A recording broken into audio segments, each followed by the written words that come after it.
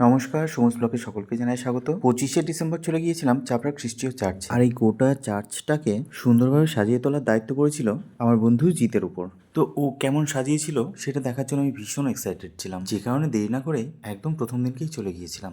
তোমরাও চাইলে তোমাদের বাড়ির যে কোনো অনুষ্ঠানে এরকম ডেকোরেশন করতে চাইলে জিতের সাথে যোগাযোগ করতে পারো। তো এদিকে দেখাশোনা কমপ্লিট করে এবার আমরা চললাম চাপড়ার সেই ঐতিহ্যবাহী খ্রিস্টীয় মেলা পরিদর্শনে।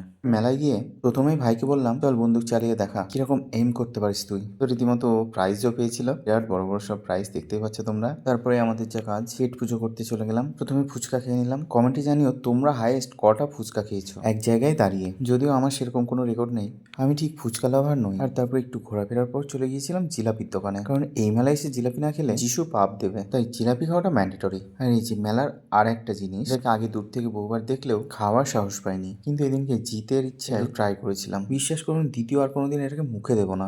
তারপর সবশেষে নাগরদোলাগুলোর দর্শন নিয়ে বাড়ি ফিরলাম, কারণ নাগরদোলাগুলোকে আমার দূর থেকে দেখতে ভালো লাগে, ওটার কোনো সাহস আমি পাই না। তবে হ্যাঁ, মিকি মাউসে ওঠার খুব ইচ্ছা আছে। যদি কোনো সহৃদয় ব্যক্তি দয়া করে আমাকে তাদের মিকি মাউসে উঠতে দেন তো অবশ্যই উঠবো। তো এই ছিল আজকের ভিডিও। আজকের মতো টাটা, বাই বাই। তোমরা কবে যাচ্ছ চাপড়ার বড়দিনের মেলা দেখতে অবশ্যই আমাকে জানিও। Thank you so much.